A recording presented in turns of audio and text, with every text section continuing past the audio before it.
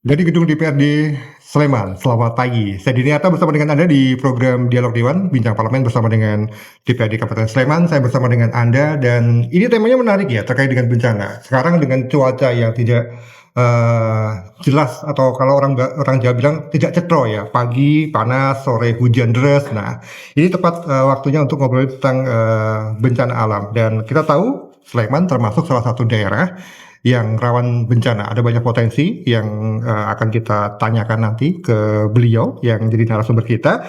Dan ternyata DPRD bersama dengan Pemkab Sleman sedang menggodok bersama terkait dengan Raperda penyelenggaraan penanggulangan bencana. Dan apa arti penting Raperda ini dan bagaimana potensi bencana di Sleman.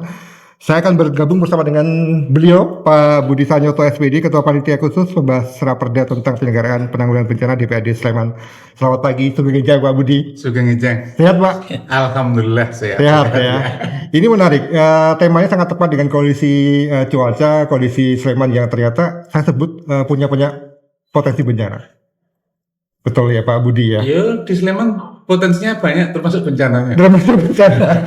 Oke. Dan yang punya informasi banyak juga ini adalah Pak Haris. Ini adalah Kepala Pelaksana BPBD Kabupaten Sleman, Pak Haris Martopo SEMT. Selamat pagi Pak. Pagi. Sehat juga Pak. Waalaikumsalam. Kita tahu Sleman orang tahunya itu Gunung Merapi. Tetapi ternyata ada banyak potensi bencana di Sleman yang ini harus kita petani bersama-sama. Karena ternyata ada ya yang seperti itu.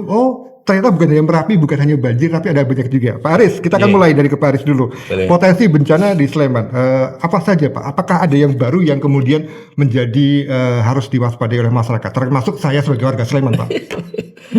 Baik, terima kasih Pak Budi dan pendengar semua. Jadi tahun kemarin kita itu memiliki potensi-potensi bencana itu ada sekitar 7.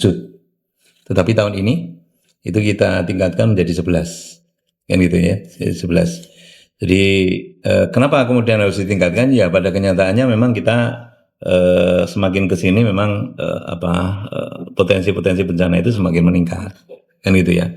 Jadi kalau yang kemarin ada banjir, kemudian banjir bandang, kemudian cuaca ekstrim seperti yang kita rasakan sekarang, iya. hari-hari ini, kemudian ada gempa bumi, kemudian ada kebakaran hutan dan lahan, kemudian ada kekeringan, kan itu ya.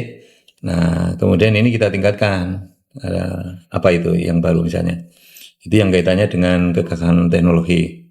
Kemudian juga ada likuifaksi, yang itu ya. Kemudian juga kalau letusan Gunung Merapi, memang itu sudah kita anukan. Kemudian ada penyakit berpotensi KLB. Itu banyak juga itu Pak Putih ini. Kemudian ada tanah longsor dan banjir. Nah itu yang baru yang kemudian kita masukkan menjadi 11 potensi bencana di Kabupaten Sleman. Iya, ada 4 tambahan potensi yang kemudian dipetakan oleh teman-teman BPBD Sleman. Pak, kita petani satu-satu Pak, dari yang 4 ini Pak. Kita juga butuh informasi juga ya Pak Budi ya, terkait dengan masyarakat harus diberikan informasi. Yang 4 baru ini kondisi nyatanya seperti apa sih Pak? Oh iya, di lapangan misal kegagalan teknologi. Real kita punya, di kita itu ada Batam, instansi Batam, dan di dalamnya juga ada potensi nuklir walaupun itu untuk desain untuk pendidikan dan yang lain. Tapi kan bagaimana juga itu kan menjadi sebuah potensi. Kemudian itu teknologi gede kan gitu kan. Kemudian juga kita dilalui oleh pipa besar Pertamina, ya tak? Itu ada di Merba, ada di Kalasan, ada di Prambanan, kan gitu. Kemudian daerah itu adalah potensi gempa, ya ada sesar yang kemarin gempa itu, sesar yang dari Imogiri itu, sesar opak, ya. Nah ini sangat rentan ketika kemudian ini ada gempa, kemudian pipa ini untuk bagaimana kalau misalnya ini sampai putus dan sebagainya. Kemudian jalur pipa itu juga kiri kanannya sekarang juga sudah penuh dengan perumahan, sehingga kewaspadaan kemudian edukasi dan yang lain ini yang perlu kemudian kita itu yang berkaitan dengan untuk teknologi kan itu ya. Kemudian likuifaksi itu adalah sebetulnya kan ada ini daerah tanah kan itu, kemudian ini ada pelipatan. Sebetulnya ini sudah terjadi di kita itu ketika gempa kemarin ada satu dusun itu yang ada di Sengir. Itu terjadi likuifaksi karena ada pelipatan. Tadinya ada pohon kelapa misalnya dan sebagainya. Loh, pohon kelapanya nggak ada, sudah ada di dalam. Itu yang terjadi di sana. Nah, makanya kemudian daerah sana kemudian diturunkan atau dipindahkan ke rumah dum. Rumah dum itu dari Sengir. Itu satu titik. Kemudian titik yang lain itu ada beberapa yang kita indikasikan juga ada tanah-tanah yang berpotensi bisa berlipat. Termasuk ada di Sleman Barat itu untuk sehingga itu perlu kemudian masyarakat perlu edukasi, kita edukasi. Iya. Kan itu kan. Artinya BPBD punya peta yang sangat jelas terkait dengan potensi-potensi masing-masing wilayah seperti itu ada ya Pak? Ada. Bagaimana kemudian itu disusun Pak?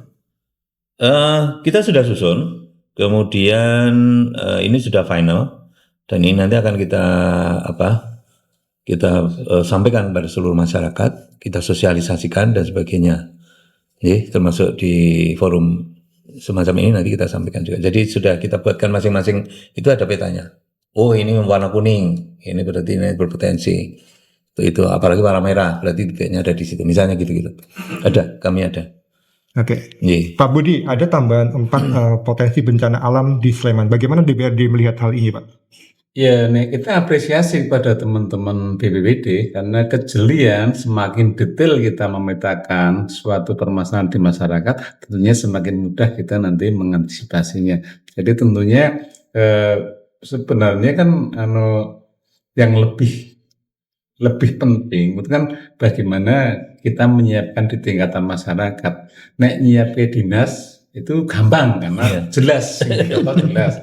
Nyiapin duit duwe utang itu jelas tuh. Tapi bagaimana kesiapan masyarakat bahwa kita berada di wilayah yang ada potensi bencana, ini yang terpenting. Karena kalau kita melihat apa yang disampaikan Pak Aris tadi seperti di Sesaropa itu yang sadar di sana itu potensi itu sabaraan saya. Betul. Orang kelahiran 2010 orang ngerti nek ra ndelok ono omah ambruk, jadi kayak omah sapa tuh kan biar bencana. Itu nggak ada karena kita nggak pernah bersyukur. Nah, kemudian seperti Merapi, orang kelahiran pasca 2010, kalau saya orang kelahiran 2013, orang ngerti bagaimana lava itu berjalan. Nah, ini yang penting bagaimana di tingkatan penguatan masyarakat sadar, paham, kemudian ada kesadaran kolektif di tingkatan masyarakat sehingga mereka nanti akan gotong royong baik pemerintah maupun masyarakat.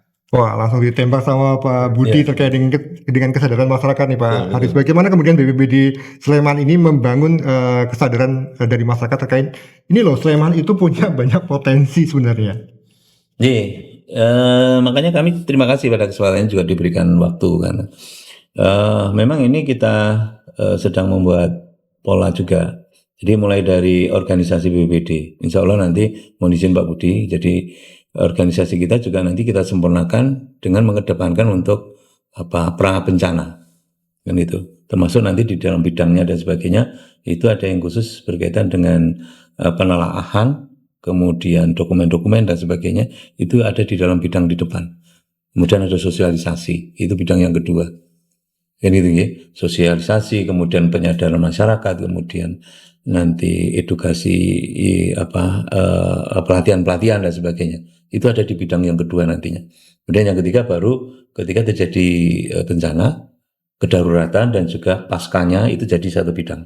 Jadi itu urut-urutannya yang ke depan. Kalau yang sekarang ini memang antara kedaruratan kemudian pasca itu sendiri. Jadi paradigmanya memang kita rubah. Dan itu. Ini mulai dari situ, Mas. Makanya ketika di kita itu kita sudah perkuat, baru kemudian nanti kita akan lebih leluasa untuk bisa berkomunikasi dengan seluruh masyarakat. Ya. Itu harapan kami demikian. Oke, kita tahu ada Merapi. Ya. Merapi ini kan menjadi sahabat, menjadi pelindung kita juga, tapi juga yang harus diwaspadai. Bagaimana kemudian teman-teman di Pemkab Sleman, utamanya BPBD Sleman ini mewaspadai potensi bencana yang disebabkan oleh Merapi, Pak? Merapi itu sudah 5 tahun, statusnya ada status 3. Siaga. Kan itu ya.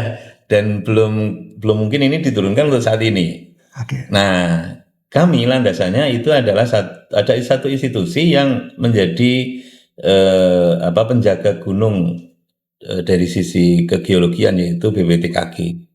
Sehingga informasi-informasi yang dari sana itu 24 jam kami breakdown, untuk kemudian kami olah untuk menyiapkan seluruh masyarakat dan potensi yang ada di Sleman ini. Kan itu, sehingga setiap hari itu kami mendapat informasi yang berkaitan dengan itu. Kan itu. Nah, ini yang perlu kemudian kita bersama-sama harus paham bahwa Merapi ini ya sahabat tadi sampaikan dan sebagainya, juga potensi untuk perekonomian dan yang lain-lain, tetapi juga kita mesti tidak bisa kemudian mengabaikan Merapi itu sendiri. Gitu. Hari kemarin, 2 hari yang lalu kalau tidak salah, itu juga ada luncuran-luncuran. Ya, untuk masyarakat awam yang mungkin belum menyadari hal itu, wah ini sangat membahayakan. Buat kita yang ada di sini, yang terutama yang di Sleman, saya yakin ini sudah terbiasa. Yang penting angger-angger itu jangan dilanggar, gitu ya. Kalau sekarang ini kita batas maksimal itu kan 5 kilo. Ya jangan masuk, gitu. Tapi beberapa waktu yang lalu juga banyak juga yang masuk ya Pak ya, dan menjadi korban juga. Nah, itu gitu. dia ya. Iya, gitu. Jadi kan batasan-batasan sudah ada, tolong itu diperhatikan. Oke. Kan gitu ya. Pak Budi, Merapi. Kita ke Merapi, Pak. Bagaimana kemudian Pak Budi melihat potensi bencana di Merapi ini? Apakah sudah tertangani dengan baik? Kemudian bagaimana dengan, ya kita tahu harus ada jalur evakuasi dan macam-macamnya. Bagaimana DPRD melihat hal ini, Pak? Kalau kan Merapi itu kan sesuatu memang ya memang tetap selalu unik, dan memang itu mungkin salah satu keistimewaan Jogja ya karena punya Merapi.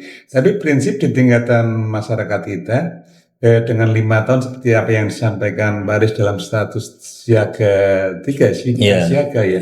Itu kan perilaku masyarakat yang penting itu ketertiban terhadap angger-angger atau instruksi-instruksi yang disampaikan ini tetap dijalankan. Dan saya yakin pola perilaku masyarakat di Cangkringan juga berbeda. Saya yakin masyarakat Cangkringan naik parkir mesti menghadap ke depan. Betul. Iya, betul. Ini kan sudah ini kan merubah paradigma sekaligus merubah perilaku.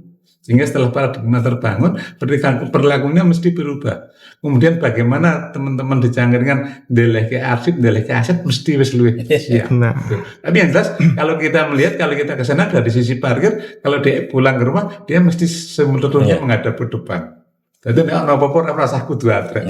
Ini kan kesiapsiagaan sederhana. Nah, tentunya ya tugas kita, tugas sebagai penyelenggara pemerintah, ya nek kita ya seperti wong kiai lah, meskipun wong do salat tetap kita adzan tetap kudu ono, tetap selalu mengingatkan. Sembahyang tetap kudu ono, meskipun setiap minggu mereka ada sembahyang, tapi tetap harus diingatkan bahwa nek minggu ya ada sembahyangan. Nah, Merapi juga seperti itu. Iki ono potensi, nek ya kok ono bahaya, tetap harus selalu diingatkan. Dan harapan kami dengan semakin diingatkan, ini akan sudah menjadi budaya dan menjadi kebutuhan di tingkatan masyarakat. Sehingga seandainya ada apa-apa juga nanti truknya dengan pemerintah dengan masyarakat cepat. Nah, kita tahu juga Merapi kan jadi salah satu tujuan wisata. Bagaimana kemudian upaya membangun kesadaran potensi bencana itu juga ditularkan kepada para wisatawan. Bagaimana Pak Budi melihat hal ini? Sebenarnya edukasi, karena gini ya, jadi indahnya di Merapi itu bencana itu dari duit. Bencana itu orang berbondong-bondong ke sana. Istimewanya waktu kemarin lahar saja orang berbondong begitu. Oh gila ini ternyata nih ini keren aku. Malah buat tontonan ya Pak. Ini kan tinggal bagaimana kita mengemas dan mengelola. Sebenarnya karena yang namanya wisata itu bagaimana kita menyampaikan.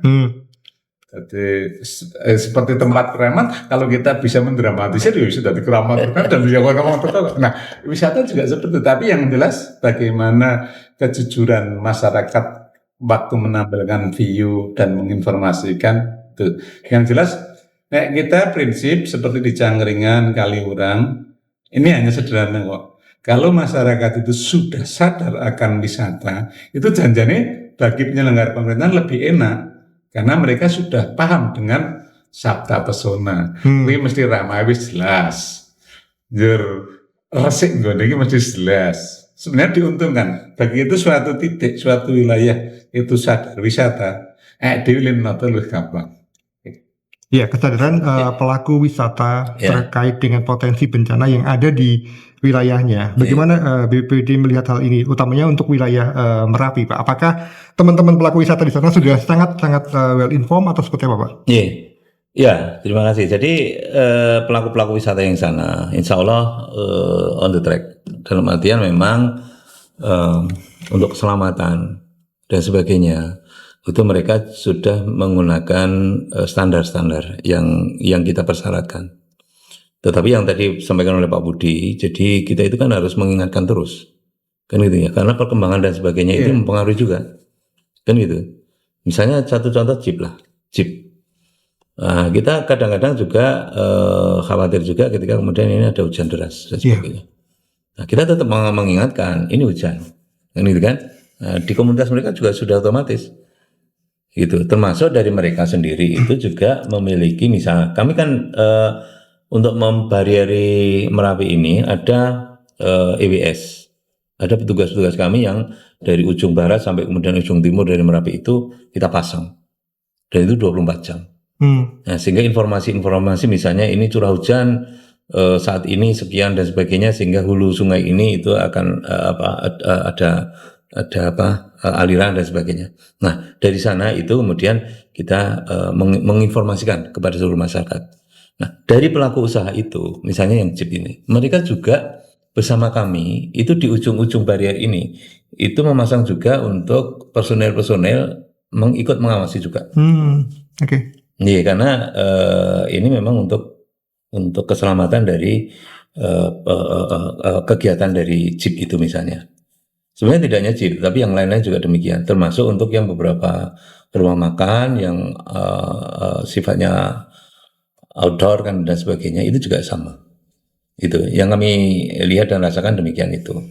Makanya ini kami juga terima kasih kepada seluruh pelaku usaha pariwisata yang di sana. Nah, tugas kami juga di samping untuk pelaku usaha itu adalah untuk wisatawan itu sendiri. Karena wisatawan ini kan ketika kemudian lagi senang-senang kan biasanya terlena juga kan itu. Iya. Nah, sehingga ini yang perlu kemudian mendapatkan edukasi, ya kan gitu. Walaupun secara cepat gitu. Nah, makanya yang sudah kita lakukan ini akan kita tingkatkan. Dan mungkin juga dengan teknologi dan sebagainya ini akan kita tingkatkan juga. Oke, Pak Aris, kalau terkait dengan EWS, ada berapa banyak EWS yang terpasang di Sleman ini? Kalau yang keseluruhannya ada sekitar berapa ya? 37, sekitar 37. Tapi untuk yang di Merapi itu ada sekitar berapa, Mas? 34. Itu. Oke. 34, sehingga kami rasa cukup. Cuma teknologinya memang ada beberapa yang harus kami upgrade. Gitu, sehingga gini, jadi EWS kita itu sekarang sudah ada beberapa yang dengan ini kami ya sudah bisa kemudian memberikan informasi kepada yang ada di situ langsung live, langsung kemudian dengan megafon yang ada di sana itu mereka semua sudah dengar. Gitu, misalnya yang ada di Bukit Turdo gitu. Nah, kami ketika kemudian kelamaan di sana ya kami sampaikan. Nah, itu teman-teman petugas itu juga gitu. Terlalu lama Bapak di sini gitu. Silakan untuk segera turun. Atau kemudian cuaca semacam ini silakan untuk segera turun. Nah, itu sehingga mudah-mudahan seluruh EWS nanti demikian. Kami pasang sehingga masyarakat misalnya yang paling atas dan sebagainya saat ini terjadi ini dan sebagainya, nanti kami akan informasikan lebih lanjut. Oke, bagaimana Dewan melihat keberadaan EWS ini Pak? Apakah harus ditambah atau seperti apa dan dukungannya kan seperti apa nih Pak? Ya sebenarnya kan tetap apapun karena teknologi itu harus berkembang dan harus diperkuat. Ya nek kita hanya sederhana kok mobil sekarang begitu nggak ditancap wis bengok-bengok. Sabuk berat tinggi gitu. Ini kan sebenarnya hanya pergeseran. Tapi bagaimana update teknologi ini tetap harus mengikuti. Itu suatu keharusan. Tidak boleh meskipun duit 30 papan nek umure wis kliwat juga wis ora baik. Tetap nek teknologi tetap harus update ikut perkembangan zaman karena ini bagian dari upaya penyelamatan pertama langkahnya dari situ. Nah, informasinya lebih cepat, lebih akurat, saya yakin tingkat amannya lebih tinggi. Baik, oke, kita ngobrol tentang Raperda penyelenggaraan penanggulangan bencana di Sleman. Pak Budi, kenapa kemudian dan seberapa strategis Raperda ini bagi keberadaan penanggulangan bencana di Sleman, Pak? Sebenarnya secara umum penyelenggaraan penanggulangan bencana di Sleman relatif sudah berjalan dengan baik, dan mungkin kalau untuk Neng Yojo ini dibandingin karo wilayah-wilayah lainnya juga wis selangkah lebih maju lah. Tapi tentunya bagaimana perda ini nantinya semakin meyakinkan masyarakat itu menjadi semakin nyaman, ini yang menjadi penting. Karena apapun ujungnya dari kebijakan adalah bagaimana kesejahteraan masyarakat ini bisa terbangun. Paling tidak secara rasal, kalau penanggulangan bencana ini nantinya menjadi efektif, ini tentunya nyaman dan aman ini menjadi penting. Oke. Sebelumnya sudah ada perda yang 13 tahun yang lalu ya Pak Ya, Haris, betul ya. Apa yang kemudian yang baru di dalam Raperda ini, Pak? Ya, sebenarnya kan memang kita dengan seiring perkembangan ini juga harus ada perubahan paradigma baik di masyarakat maupun di penyelenggara pemerintahan, bahwa upaya promotif preventif ini lebih diutamakan. Bagaimana satu, yang pertama kesiapsiagaan di tingkatan masyarakat diperkuat, tapi potensi yang ada yang 11 tadi yang ditekan. Meskipun 11 juga saya masih nambahi satu potensi lagi. Apa itu, Pak? Jadi di Sleman ini kita pasang listrik tahun 83, Mas. 83 sampai 86. Saya yakin kesadaran masyarakat ganti kabel itu rendah. Sangat rendah. Kan bisa jadi ini dianggap warisan, itu barang tua, barang apa? Kayak dulu soko. Ini yang harus kita rubah. Iya. Kayu tua, kayu bian, ini kabel dianggap kabel tua. Sementara waktu 8386, waktu kita masang listrik itu kondisi kita belum semapan sekarang. Saya yakin kabelnya mungkin banyak kabel yang serabut dan apa. Ini yang salah satu potensi yang tinggi.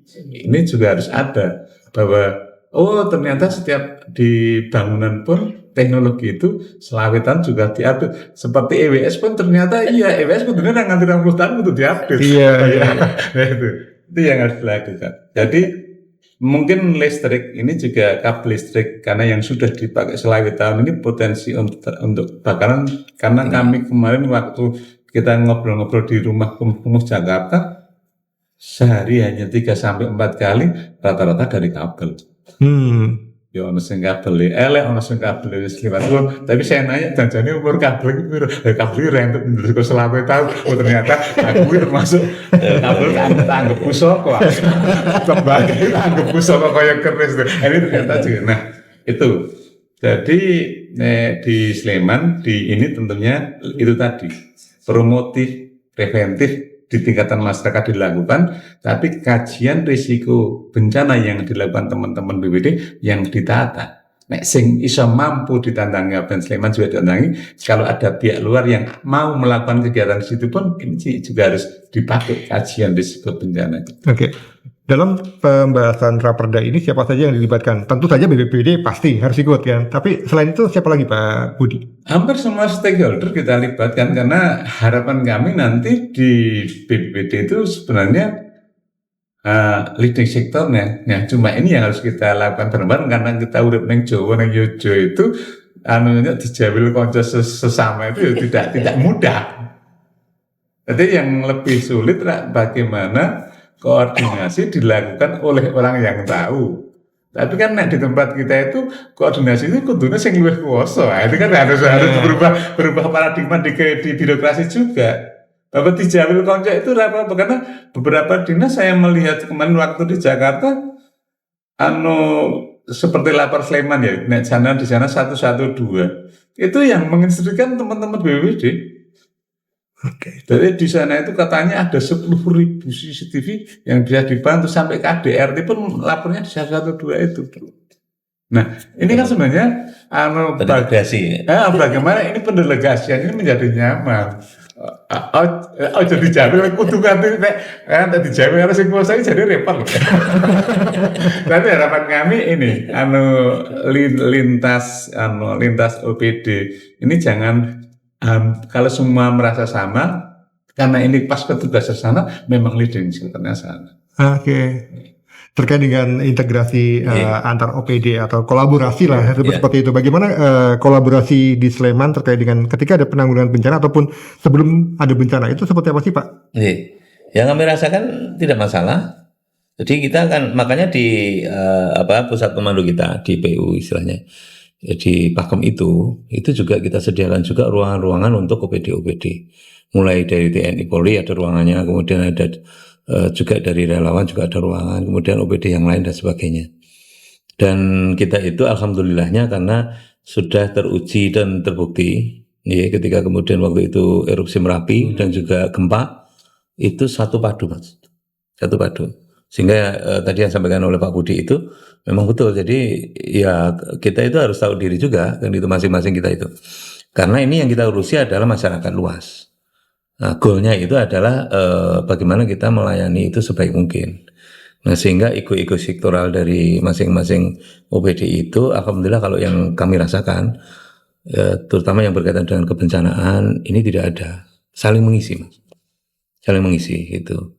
Bahkan bapak-bapak yang ada di TNI atau di Polri dan sebagainya, itu setiap saat kami jawab langsung. Bahkan beliau juga ada di lapangan. Satu contoh misalnya peralatan yang dari Polda, kami belum ada alat itu keren. Nah, tapi terima kasih Pak Budi ya, ini kami akan disupport tahun depannya. Oke. Itu satu-satunya yang miliki dari Polda kan itu untuk misalnya ada pohon tumbang di atas rumah dan sebagainya, ini kan tingkat kesulitannya tinggi agar tidak lebih rusak lagi kan gitu kan. Nah ini dengan alat itu. Nah biasanya juga rekan-rekan yang operator dari alat itu dari Polda, kadang-kadang kalau lokasinya ada di timur gitu, mobilnya sudah di sana. Nah, teman-teman kami kemudian kadang-kadang di belakangnya gitu. Artinya memang ya ini kita karena kan ini kemanusiaan, Mas.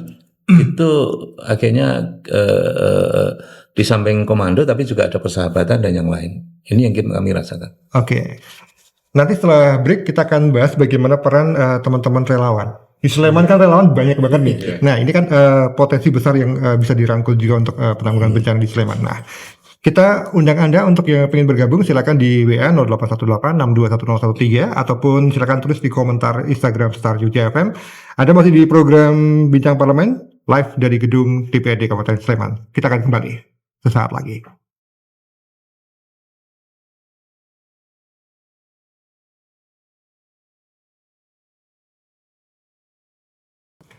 Terima kasih Anda masih bergabung bersama dengan Dialog Dewan, Bincang Parlemen bersama dengan DPRD Kabupaten Sleman. Saya bersama dengan dua narasumber yang luar biasa di kesempatan pagi jelang siang kali ini. Ada Pak Budi Sanyoto, SPD, Ketua Panitia Khusus, pembahas raperda tentang penyelenggaraan penanggulangan bencana Sleman. Kemudian ada juga Kepala Pelaksana BPBD Sleman, Pak Haris Martopo. Dan tadi sebelum break kita banyak ngobrol tentang potensi bencana terkait kemudian banyak hal yang sudah dikerjakan. Kita tahu Sleman punya banyak teman-teman relawan yang ini menjadi kekuatan besar sebenarnya ya Pak Budi. Bagaimana Pak Budi melihat potensi relawan Sleman dalam ikut menanggulangi dan juga ikut membantu ketika ada bencana alam Pak? Nah ini salah satu istimewanya relawan di Sleman itu. Yo relawan ini ono sing iso harus sing relawan.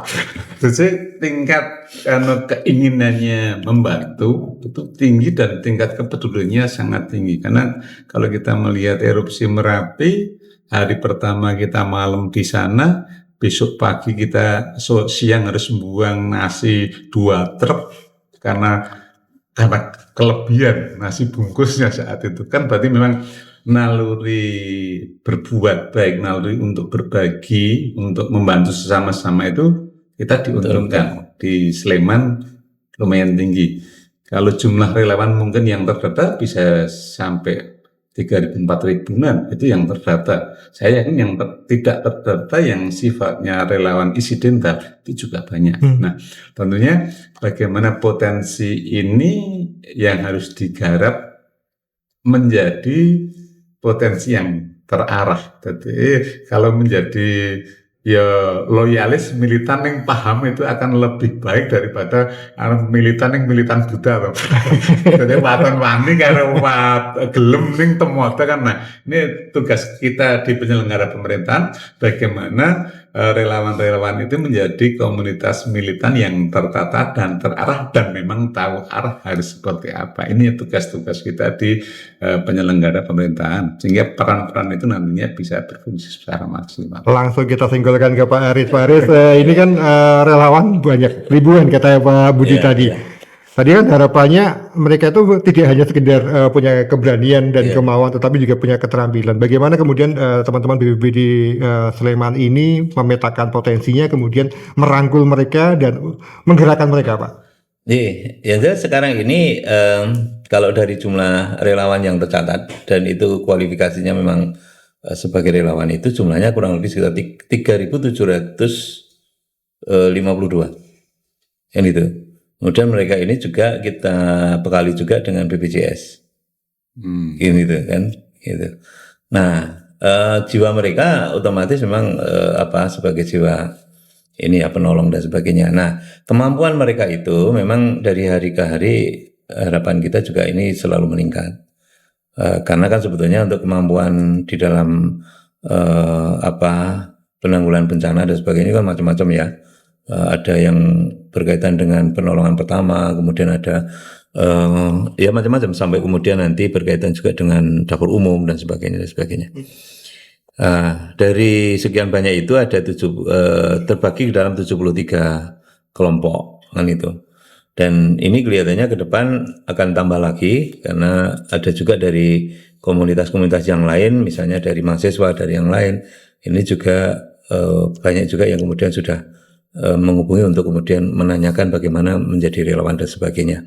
Sehingga potensi seperti tadi disampaikan Pak Budi, ini memang kita luar biasa Pak.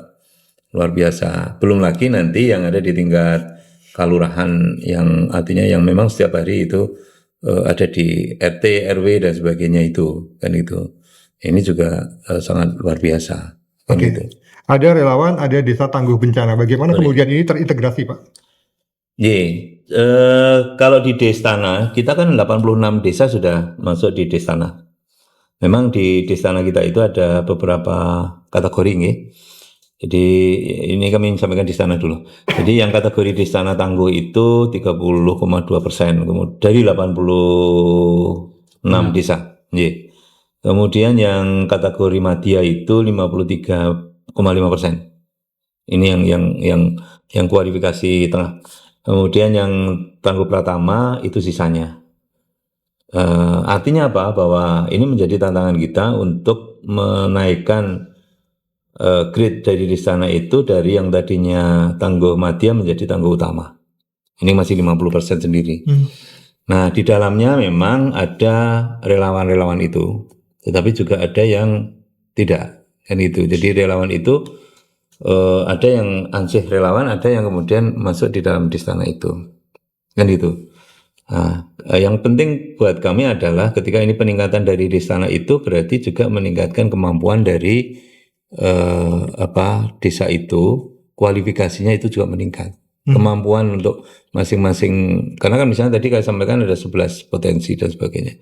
Kemampuan dari ketika kita melaksanakan kegiatan untuk penanggulangan dari potensi-potensi yang mungkin timbul itu tadi, itu teruji kalau ini kita tingkatkan. Oke, tadi Pak Budi ngendiko pas zaman Merapi itu banyak bantuan yang tidak tersalurkan dengan baik. Semangatnya membantu luar biasa, tapi tidak terdistribusi dengan baik. Nah, belajar dari kasus itu Pak, bagaimana kemudian BPBD Sleman itu mengembangkan sebuah sistem untuk penyaluran bantuan yang tepat sasaran dan kemudian tidak sia-sia diterima oleh penerima Pak? Kalau yang disampaikan Pak Budi itu kan kemarin memang bencana yang tingkat tinggi karena kan massal ya dan bareng kan itu. Nah, memang yang pertama kami sampaikan, jadi dasar masyarakat kita itu penolong, tadi sampaikan Pak Budi. Jadi kita sudah memiliki basic yang sangat-sangat bagus gitu. Nah, hanya tinggal kemudian secara manajemen dan sebagainya itu kan kemudian kita benahi. Kan gitu. Kalau di kita di dalam distana dan sebagainya itu sudah ada pola untuk penyaluran bantuan dan sebagainya. Sehingga misalnya nanti terjadi sesuatu itu alat ukurnya ya dari masing-masing distana itu nanti akan mengembangkan di daerahnya itu seperti apa. Kalau hari pertama, hari kedua seperti yang dulu pernah ini normal, Pak. Gitu. Artinya kita itu di situ ada nilai pada saat kita butuhkan hari pertama itu tidak kekurangan itu sangat-sangat alhamdulillah. Daripada nanti kekurangan ya Pak. Iya. Iya kan? Kan Iya. gitu. Nah, tetapi untuk manajemennya memang di Distana itu sudah komplit. Nah, tugas kami adalah meningkatkan yang tadi grade Distana yang dari level tengah menjadi kemudian yang utama. Ya, Pak Budi, bagaimana Pak Budi melihat keberadaan Distana ini? Apakah harus ditingkatkan, ataukah kemudian ditambah jumlahnya, atau seperti apa nih Pak? Ya sebenarnya saya peningkatan kualitas lebih penting karena sembari. Jadi kalau di tingkat kita itu kan relawan, apalagi relawan yang tentunya teman-teman dari mahasiswa kan siklusnya siklus batang tahunan tuh, Pak. Batang tahun geser ke pindah kerja, karena akan selalu muncul baru. Jadi si upgrade itu akan tetap harus dilakukan. Cuma tentunya yang kita menjadi penting nanti kan wilayah mana yang harus mendapat prioritas menjadi utama dulu kan tentunya tematik sesuai dengan 11 potensi itu. Jadi mungkin bisa jadi untuk wilayah-wilayah tengah mungkin isin yang mati ya, tapi wilayah Prambanan, Cangkringan dan itu kan tetap kita dorong untuk menjadi untuk ke grade-nya yang utama. Dan juga tentunya nanti yang kita dorong bagaimana kelurahan juga nantinya kelurahan dengan kabupaten dengan pemerintah daerah itu ya sembodo tuh.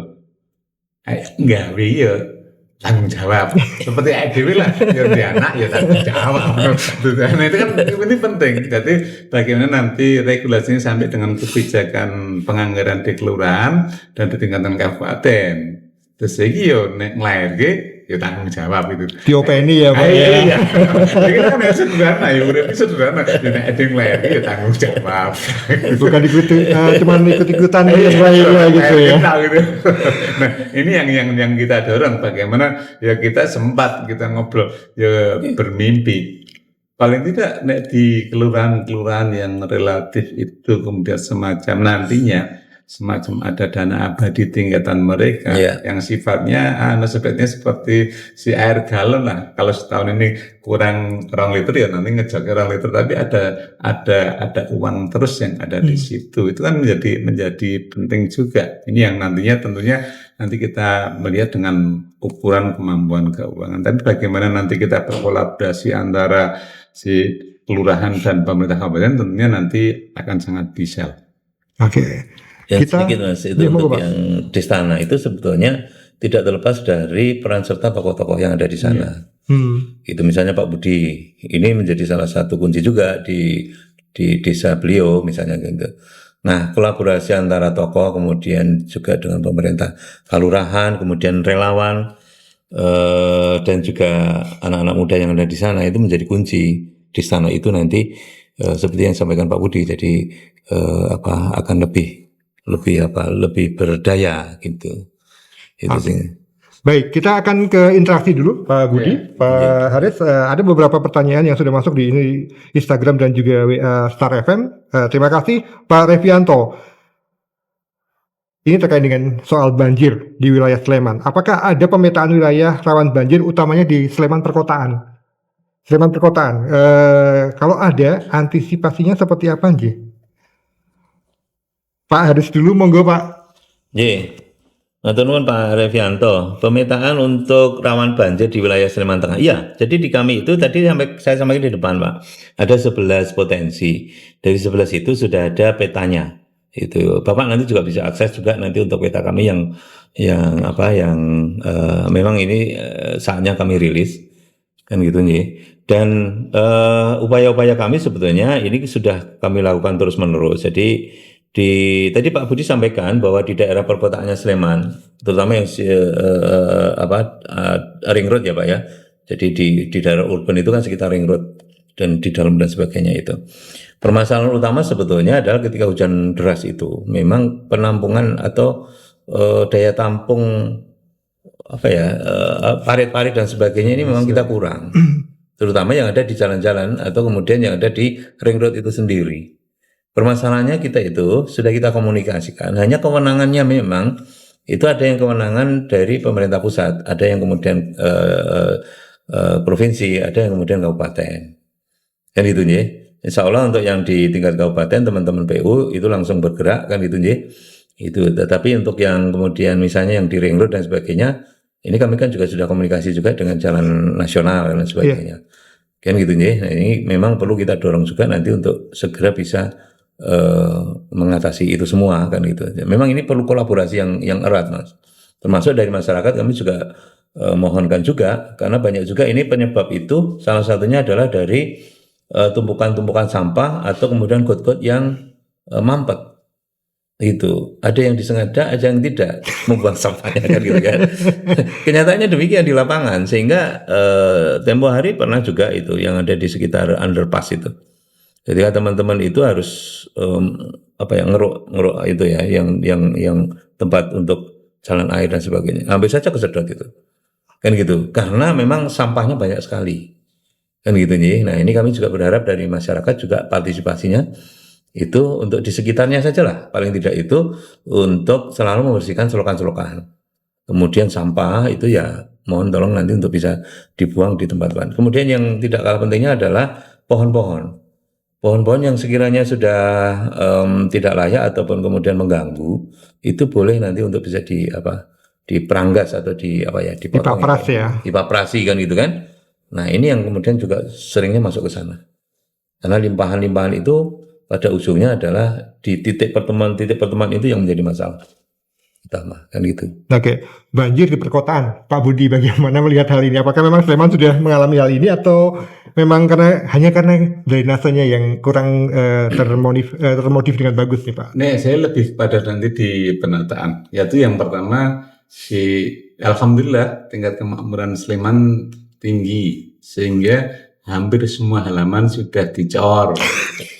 Semua jalan. Sebenarnya kan ruang air untuk kembali kepada ibunya yang dihambat.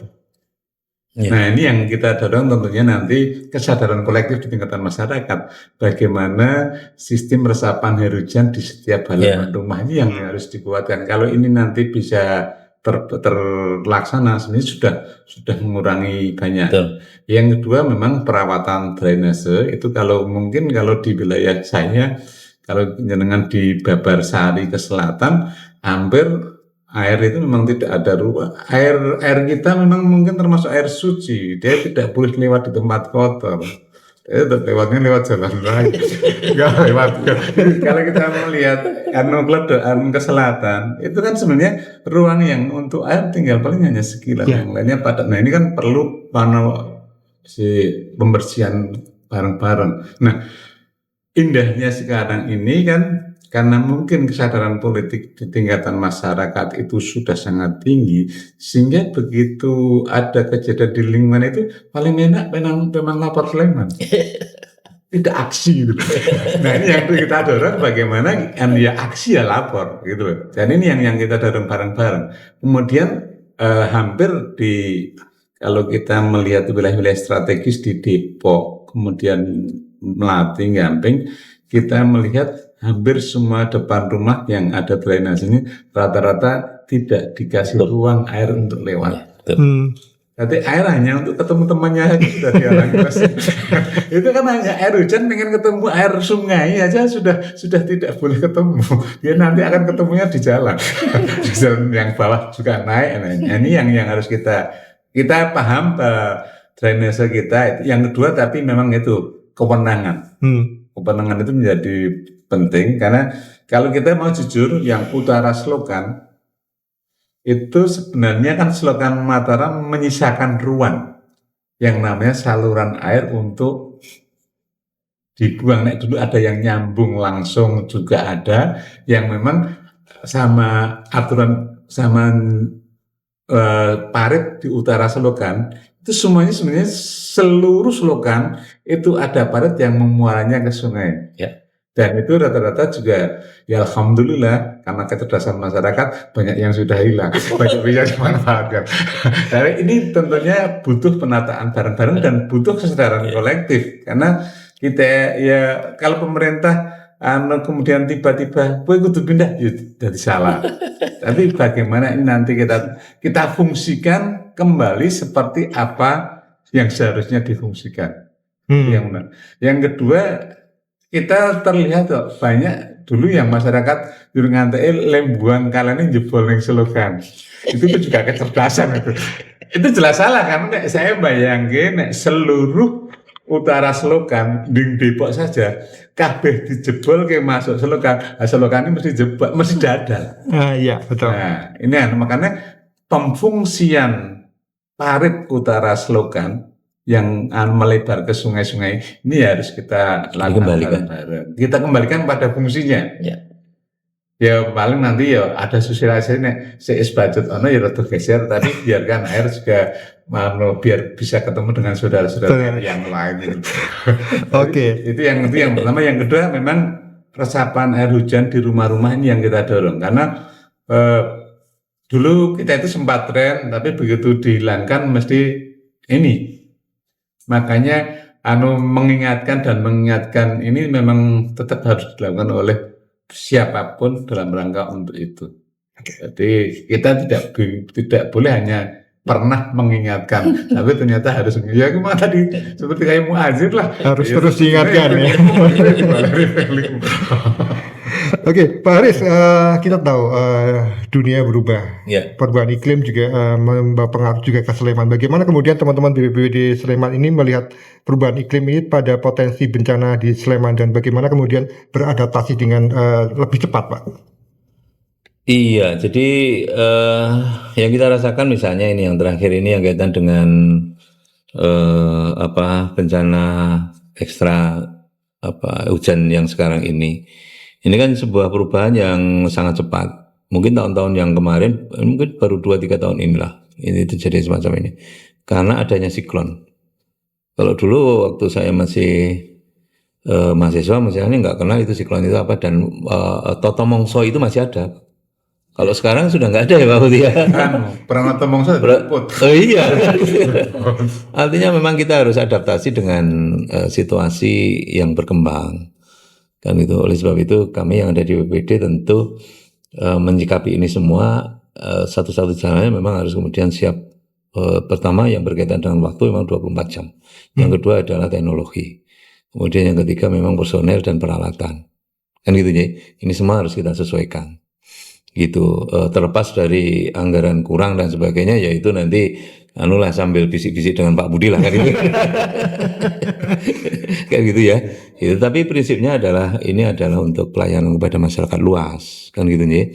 Sehingga seperti yang kemarin ini juga tidak kami duga bahwa dalam 2-3 bulan kemarin ini kita terjadi sekitar 90 kali titik masyarakat itu terkena bencana. Jadi akibat misalnya hujan kemarin itu banyak rumah-rumah yang rusak dan sebagainya. Kemudian tanah longsor dan sebagainya itu sampai 900-an titik. Itu ini yang tidak kita duga gitu. Tetapi kita memang harus cepat, harus bisa kita atasi dan sebagainya kan. Nah, makanya kemudian kami mengandalkan satu kolaborasi tadi. Ya, untungnya bahwa kita semua dengan instansi dan masyarakat dengan desa dan sebagainya ini sudah ngeklik sehingga kita mudah untuk kemudian berkolaborasi, berkomunikasi dan sebagainya. Kemudian yang kedua adalah yang berkaitan dengan peralatan dan sebagainya. Itu alhamdulillah ini saling support, saling dukung, termasuk dengan bapak-bapak yang ada di DPR, Pak Budi dan sebagainya sangat-sangat cair. Itu sehingga misalnya ini Pak Kalak ini harus gini-gini, oh siap. Artinya bahwa kita saling mensupport, kita saling, kami pun juga demikian. Pak ini kami ada kendala semacam ini dan sebagainya. Oke, kolaborasi dengan DPBD ini kayak apa nih Pak yang sudah dilakukan ini Pak? Ini saya langsung nembak ke Pak Budi ini. Saya foto Pak Budi ini, Pak Haris sudah cerita, wah ini kolaborasinya sangat cantik ini Pak. Ini bagaimana kemudian diwujudkan dalam pembahasan raperda ini Pak? Nah sebenarnya di regulasi kita sudah mengatur tentang bagaimana pendataan. Tapi kan kita tetap nanti pinginnya tetap DSP juga BTT dan nasional pakai itu menjadi penting. Jadi sing sesuatu yang ora kudu ribet. Karena nek ngurusi wong bermasalah kok datang nganggo masalah kan repot. Iya, Kan ngurus semua masalah itu kita harus clear, Iya. harus mudah. Tapi prinsip karena kita penyelenggara pemerintahan kan bagaimana dana itu selamat dan menyelamatkan. Ya menyelamatkan sing ditulung juga selamat kanggo sing nulungi itu menjadi penting. Nah, harapan kami nanti di penganggaran memang di SP juga ada, tapi ruang BTT juga tidak terduga juga harus longgar, ada limit, ada yang bisa dilakukan untuk penanggulangan bencana. Karena kita punya BTT ya untuk pengaman sosial dan untuk bencana ini, harapan kami nanti kalau memang nanti konsepnya sudah tertata, kesiapan BPD juga sudah nanti ya DSP harus dikuatkan. Jangan sampai banyak BTT-nya. Harusnya DSP yang tetap dana siap pakainya itu yang harus dikuatkan. Sekali lagi memang mungkin tidak menarik juga karena ini kan lebih banyak pada penguatan kelembagaan.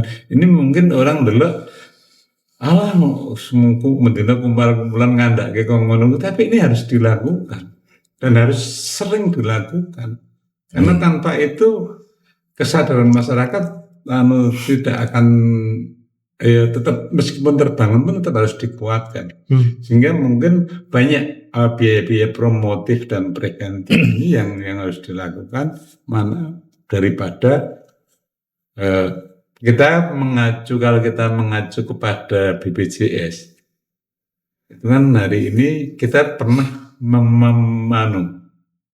punya program yang namanya Jam Kesda ya Pak ya? Iya. Jam Kesda itu. Waktu itu ternyata kuratif kita itu gila nih ya.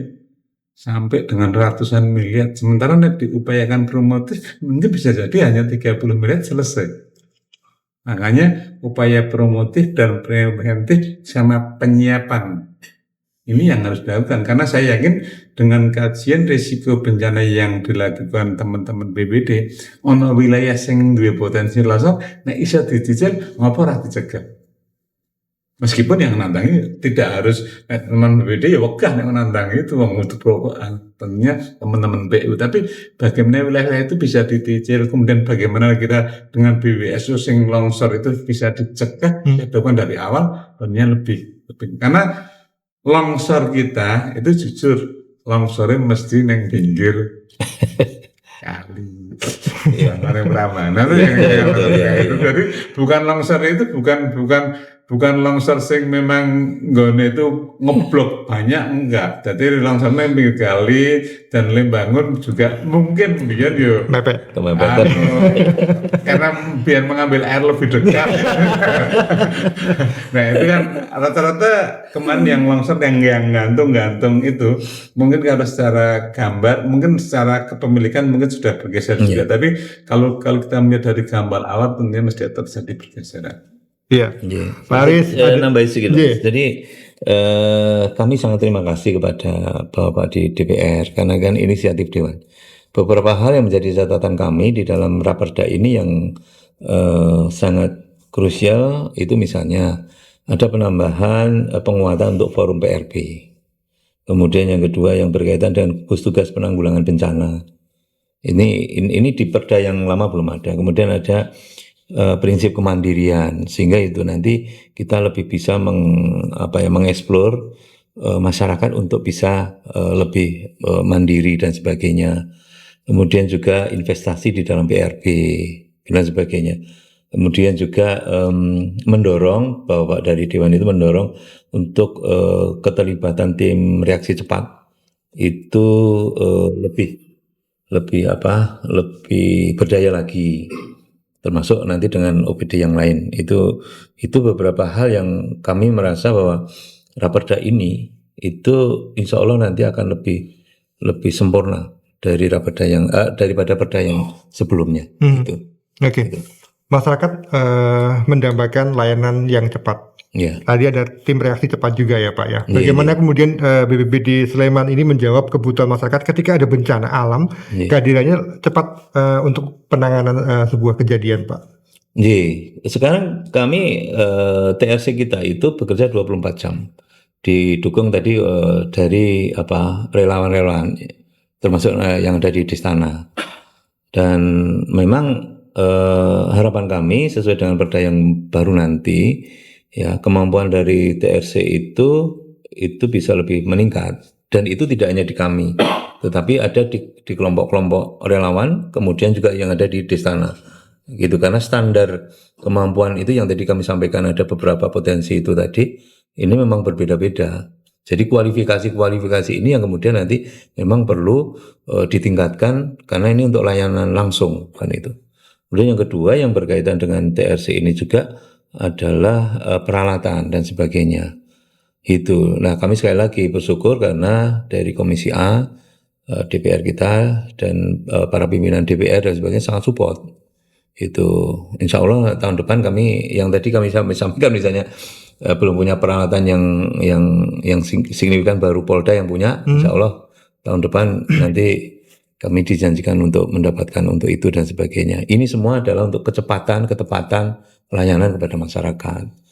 Dan ini peran serta dari bapak-bapak dan ibu yang ada di Dewan sangat-sangat luar biasa. Ini yang kami rasakan, Mas. Iya. Itu.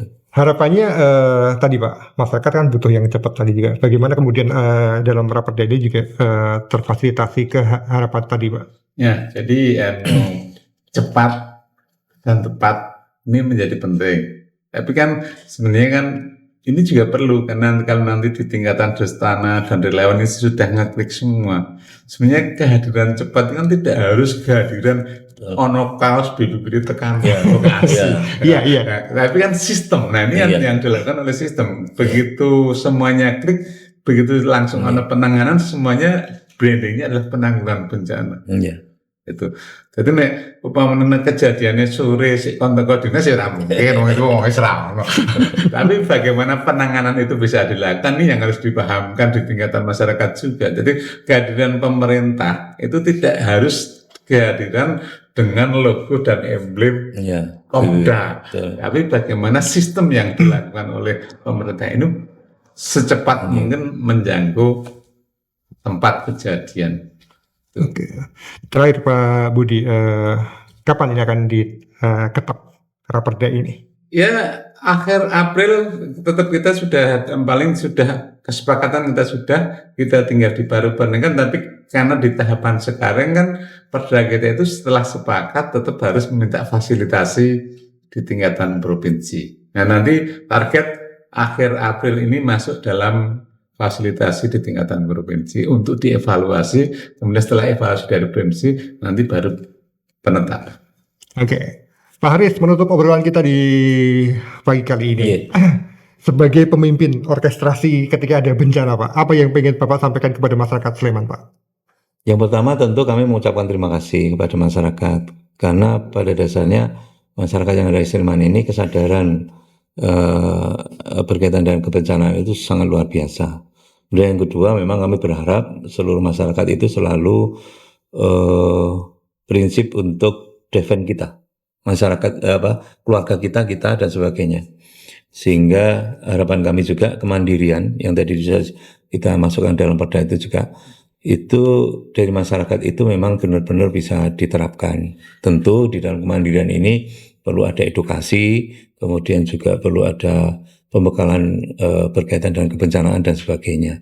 Nah, oleh sebab itu kami juga bermohon pada seluruh masyarakat itu bisa care kepada kebencanaan itu sendiri. Itu sehingga keselamatan itu ya milik kita. Artinya kita tergantung bagaimana kita membawa diri, keluarga kita dan sebagainya agar bisa selamat. Itu. Jadi kalau kami misalnya dari BPD atau mungkin dari OPD yang lain dan sebagainya, itu kan fasilitator. Kan gitu nih, fasilitator yang mungkin juga banyak kekurangannya juga, kan gitu nih. Nah, oleh sebab itu sebetulnya kami berharap dari masyarakat memang bisa mandiri betul untuk menyiapkan dirinya, keluarganya, lingkungannya dan sebagainya agar nanti ketika terjadi bencana itu bisa terselamatkan. Iya, kita harus sadar Sleman itu punya potensi bencana yang cukup banyak. Jangan takut berlebihan, tapi tetap waspada. Pak Haris matur suwun, Pak Budi matur suwun sudah bergabung di kesempatan dialog Dewan Bincang Parlemen bersama dengan DPRD Sleman di pagi jelang siang kali ini. Terima kasih untuk kebersamaan Anda yang sudah bergabung, yang sudah gabung juga di WA dan juga lewat Instagram. Saya Denny Atta pamit, selamat pagi dan sampai jumpa.